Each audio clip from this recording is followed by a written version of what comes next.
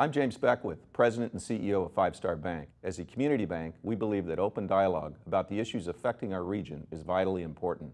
From the economy to the environment to social issues, we look forward to the conversations and hope you'll join in.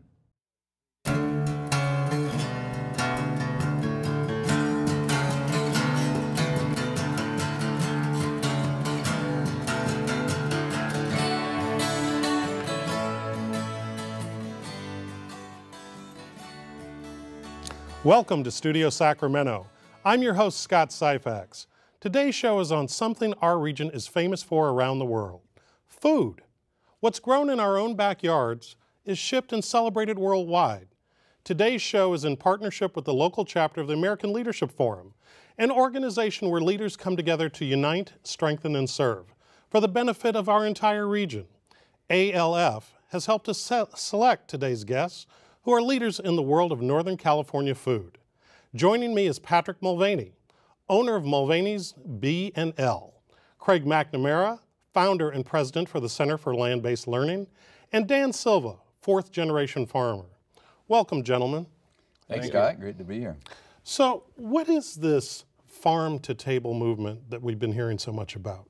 Well, farm to table for me, Scott, is just simply something that I've enjoyed all my life, is the fact that I have the ability, because of what I farm and where I farm, and I have it year round, to be able to go out onto my farm, harvest something, bring it in and put it on my table or put it on my neighbor's table or share it with friends. And I think there's nothing more exciting than me to do that. That's a very narrow focus for me at my farming operation, but really it's for folks to enjoy something that comes directly driven from a farm to a consumer, so he or she or the family can enjoy it. And I think it's just a wonderful, wonderful event to celebrate agriculture and food in California. So Dan, really today it's literally taking the farm and getting it into the school, getting it into people's homes in the Sacramento region. My wife always accuses me when I go to the grocery store, when I do buy that fresh ear of corn, that typically at home I would just pick and munch. I look around and I take a little bite just to see if it's really sweet. Farm to table. Yes, it is. Yeah. And now we get to take it from, so things that Dan and Craig have been doing their whole lives, we have the great opportunity in the restaurant to be able to bring that food off of their farms and put it on the table in front of people and be able to say, this is the person who grew your peaches, this is the person who grew your walnuts. And so people get a chance to eat that and talk about it. And so when you say, what is the movement and how does it get big, it springs from the farmers out into the consumers, and then, as Craig said, back into the schools. So the children get to eat that food too. Well, Patrick, how is this linked to a broader national movement, and what's different about this than how we've been eating for the last 20, 30 years? Well, for the last 20 or 30 years, I think it's been, we haven't been paying attention. How it's linked to our region is that we are in the Central Valley and everything grows here.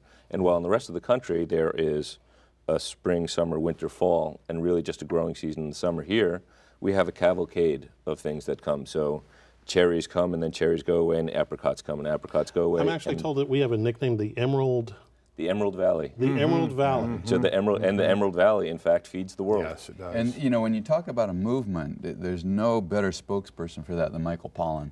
And he kind of coined the term, vote with your fork. Yes. So when you've got farm to table, when you've got youth that are eating fresher foods and more aware of that, they're going to vote with their fork. They're going to vote, once they've been out on the farms and have that experience, that's something that they'll never forget. And so, Craig, a great change. We did an underserved school. We do a restaurant every year.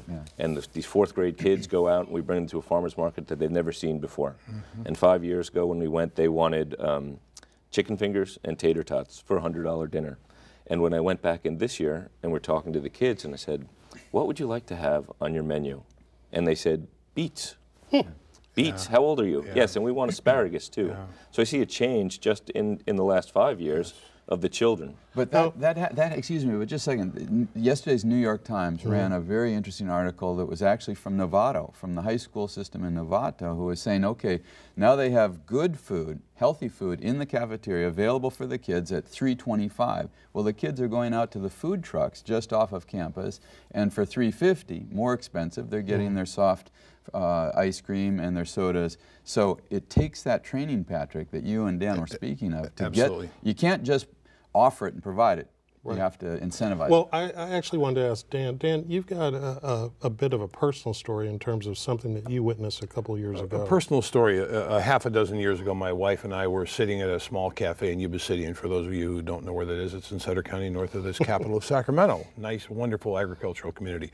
We were sitting there having coffee one morning very early, and there was a young boy walking to school, and he was eating flaming hot Cheetos and a Dr. Pepper for breakfast. You knew that's what it was because Mom gave him whatever it was the cost of buying that.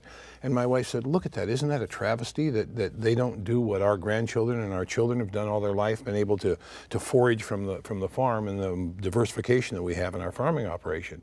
I said, that's sad. So that was an initiation for her to develop a course in what she calls 5-A-Day Farms. 5-A-Day Farms is a growing concern with children and families first through Prop 10, and we engaged ourselves in the school system with kids and feeding them and training them, and we also do a training pattern at farmers markets. We've been involved in farmers markets for 25 years, and just from their concept. And children that come to market and shop with us, I basically give about a quarter of my product away to those children. If I've got children in strollers or little ones, teach them how to shop. One will come up to me with money or something and try to buy something from me, and I will give them more than what they're offering me. If they're offering me 50 cents, I kind of train them in that pattern. Let them sample, let them enjoy the food. And you can't believe how many of those young children are coming back now, 10 and 15 years later, and saying, you remember me?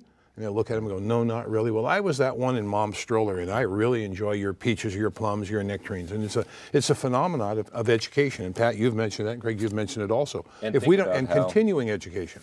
And think about how you get, so if you can engage the children and the end consumer, but we also, I think the great part that we do here exceptionally well, or better and better, is engaging the farmer and making the farmer see what the value is of having that food go directly to the table.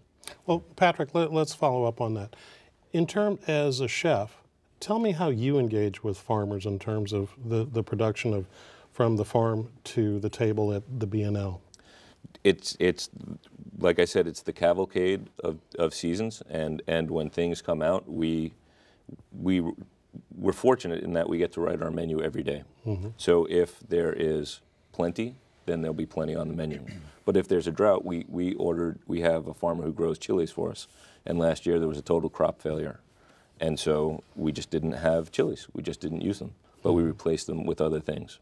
And the interaction with the farmers is really just a conversation like we're having now. And so you're talking about what's coming out with walnuts and what's coming out with the stone fruit, and you put that in your head and then start thinking about how long do I have until those are ready? Where do those come? Or walnuts are coming soon. Or October. Or where will I read? I was up in Dan's farm in the spring and stole three pockets full of walnuts and made some nocino and Italian liqueur. Right? And so it's the interaction of what's coming in and what's coming out, and farmers saying, hey, this is new. Try this. Well, in terms of that connection back and forth, I'm told that we're actually getting some national press on this, and that we're really at the leading edge. There's something called RUCS that's been going on. That's this rural to urban connection strategy. Can somebody let me take you back in a few years back in my life. For 8 years, I was a board of supervisor in Sutter County, and I sat on the board at SACOG, and by the leadership of Mike McKeever at SACOG, Mike instituted a program that he brought in a small way from Portland, Oregon, and it was Rural-Urban Connection Strategy to directly involve the rural communities into the urban setting in towns with this, what we call food desert.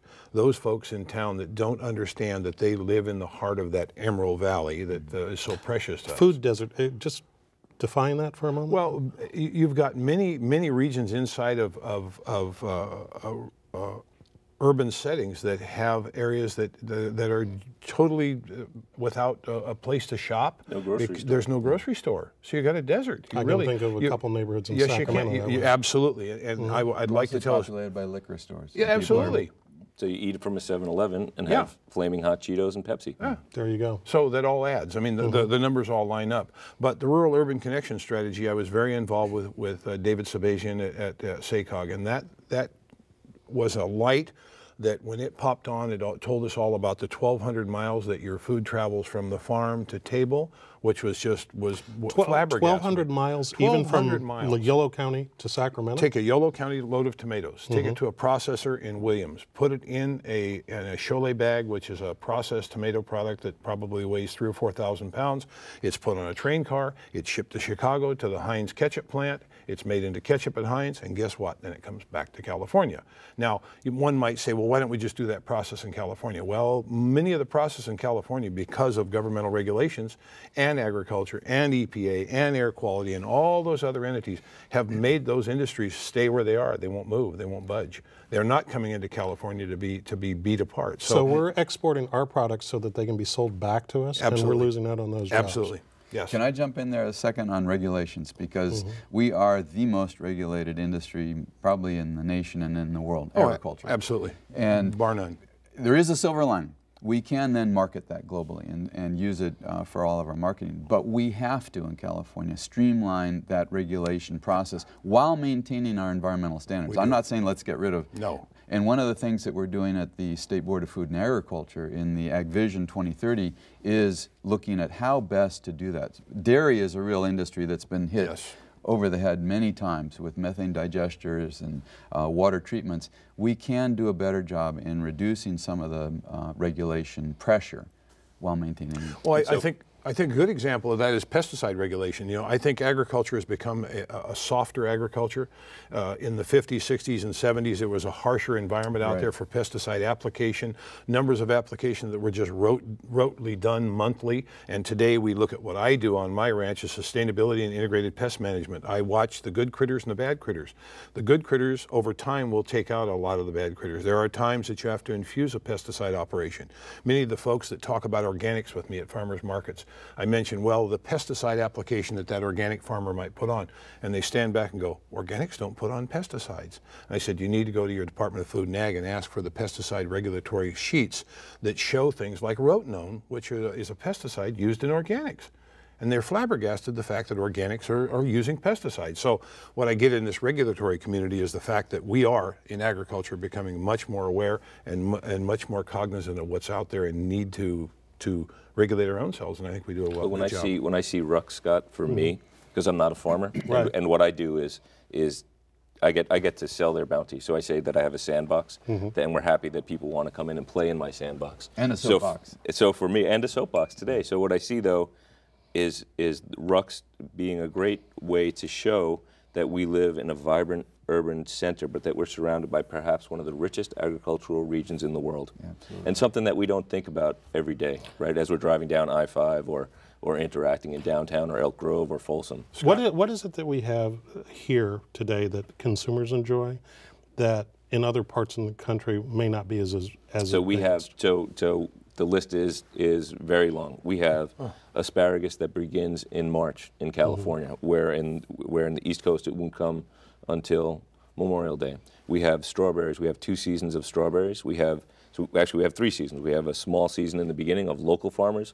It gets hot. We can get them from Monterey. And now, again, as we come into September, we get our second season of different kinds of strawberries. We have heirloom tomatoes that go essentially from the 4th of July, generally, until October. So we have a tomato season where we can get sick of tomatoes, right? And most of the country has a 6 to 8 week window of where they're going to get this What about availability product for the consumer? I mean, I assume that farmers markets are generic. And in Sacramento, during May essentially to October, there are farmers markets 6 days a week. There are farmers markets all over the place. How does that compare to the rest of the country? It's amazing how ingrained it is in our culture here in Sacramento, and in the rest of the country, there aren't farmers, there aren't Craig McNamara's, there aren't Dan Silva's, there aren't all these people who can bring their food less than 30 or 40 miles into a place to set up that food. And so while other sections of the country will talk about it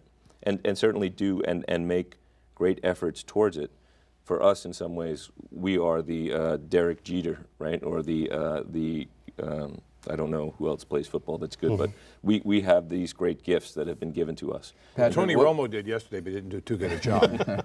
Patrick, one of the things we do have to be sensible about is this whole locavore and local. Oh, yeah. You know, local's good, And as we look at it from a national perspective, we can't all eat extremely local because we don't produce the 400 different crops that California has the bounty to do. One of the slides that David Shabazian came up with was just... Now, for our viewers, who's David Shabazian? David Shabazian has been... been with SACOG and been the real leader, the real force behind the RUCS program at SACOG is the... Sacramento Area Council of Governments. Which is a fantastic job. Right. Thank you for clarifying that. But David shared with me one of his statistics, which is if we want to source X% of our food shed locally. Let's just say we want 50% of our foods to be sourced locally outside of our animal production. We need 150,000 acres around this beautiful Emerald Isle of a region to do that. Well, that takes planning. That takes the blueprint, which has been introduced to Sacramento, what, 12 or 15 years ago? Yes. It takes all of us in this region coming together from all of our backgrounds, different opinions, diversity, and deciding that we want to preserve and maintain agriculture to the degree that we have. And Scott, one of the issues with the RUCS program, in my short tenure with it, and then getting away from politics and back to the ranch and grandkids, is the fact that I think they've held it in some state of limbo. If we're going to be this leadership in California with that program, we need to have some form of a funding base and also a group of folks that can interact. We have to have this outreach interactivity. And today is one of those interactivity times that we need to have more of this. People need to understand who we are as farmers and what we do on a daily basis to perpetuate this 150,000 aisle sector around the region in order to perform this. Well, Dan, don't you think that we are, in essence, leaders, even if it's not necessarily recognized? I mean, what we do... I don't think it's often enough, Pat. That's my only, you know, I mean... Well, let's go to the question of this Emerald Valley, so to speak, around us. The constant refrain is that the march of urbanization is consuming all of our farmland. Do you all, as people who are intimately connected and advocates for this entire movement, think that we're doing enough in this region to try and protect that important resource, our land? I would have told you a few months ago with the legislature and the demise of possibly the Williamson Act, I'd tell you hell no. Excuse me for that, but no. The fact is that the Williamson Act is the backbone to what keeps agricultural survivorship so that you don't get this urbanization running in on top of you. Now, I've never been able to multiply the plan in my head, but there's a time when if you want to make the demise of agricultural ground to urbanize it with either commercialization or residential, that one has to give benefit to that agriculture. I don't want to see huge programs coming in where you have to do environmental reviews on all of that, but agricultural property, commercial property being worth $100,000 an acre and ag property being worth $10,000 an acre.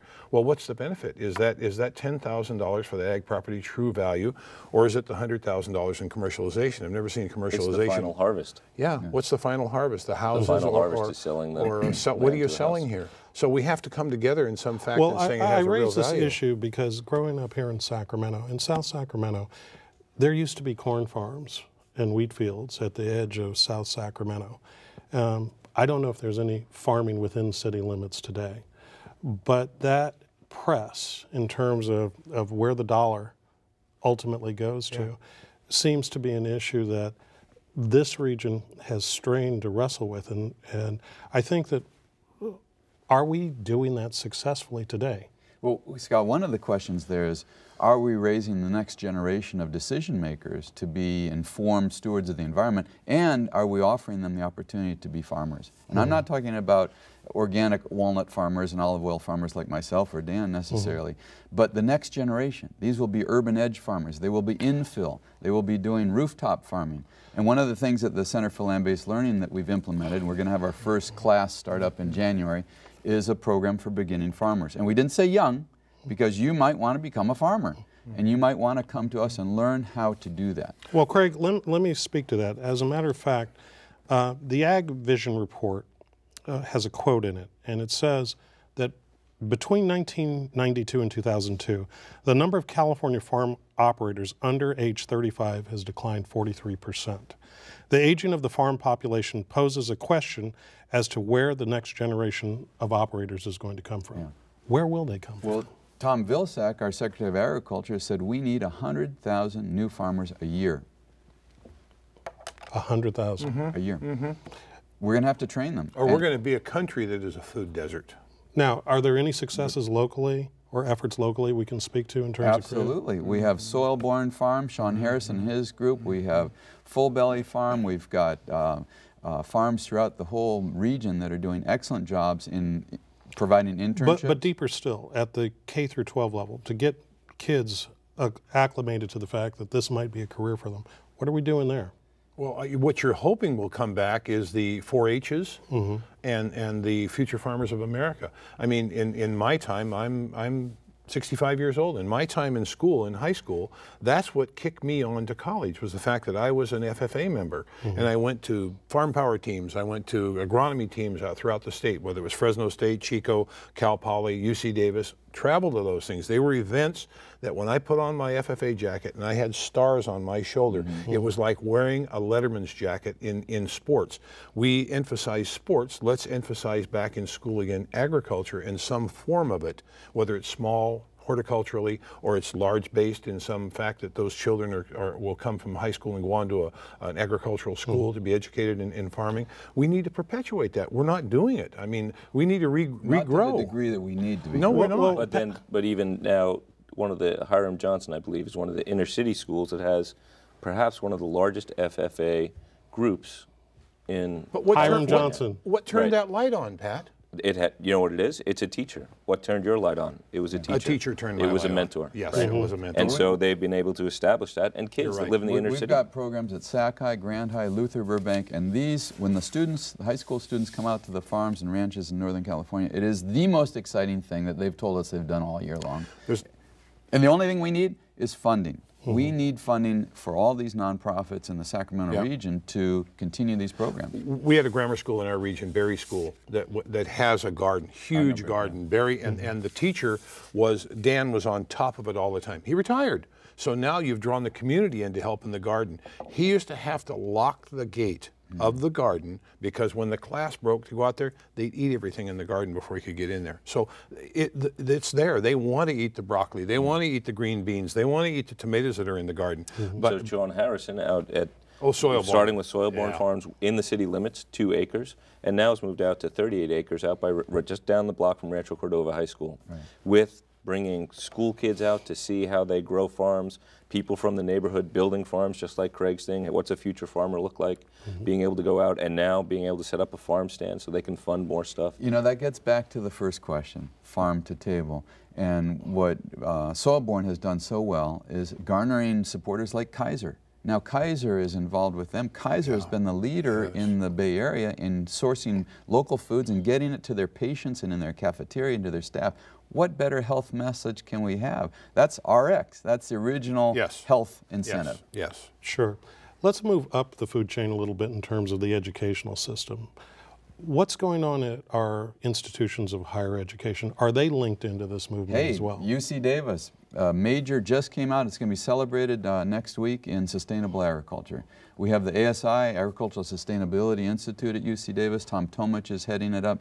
We are on the map, leading the charge nationally. So I'm really, really proud of that. I know Cal Poly's doing a great job. And too, Scott, I'd say that a leader across the spectrum of agriculture and food and nutrition, but and not just, as Craig said, from the organic walnut olive oil growers, but to the large people, and we need everybody to help make our food better. Scott, what's going to happen is we're all so headed in direction as I, a baby boomer, watch myself go to the doctor, and the doctor prescribes to me, yeah, you got a little blood pressure problem, so I think I'm going to put you on this pill. Well, I see it becoming something of what I would call agroceutical. You've got agriculture out there. He said, instead of you taking 4 aspirin and 3 labetalol, what I want you is 3 ounces of walnuts a day, 2 hunks of broccoli, some carrots, and see me in 30 days. And that's going to be the answer. And it's all us turning that obesity issue around.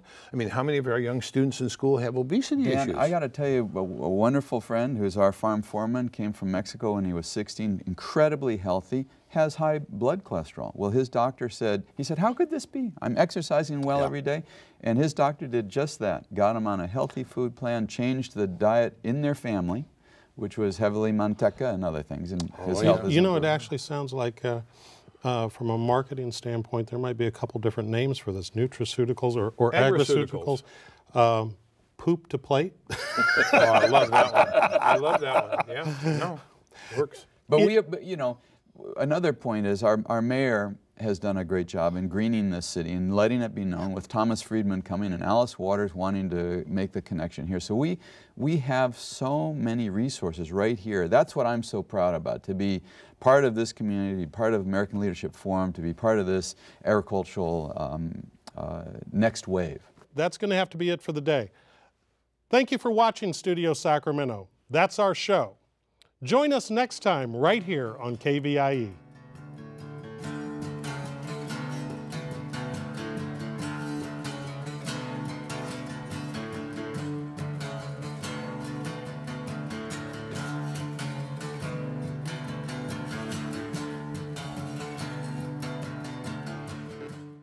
I'm James Beckwith, President and CEO of Five Star Bank. As a community bank, we believe that open dialogue about the issues affecting our region is vitally important.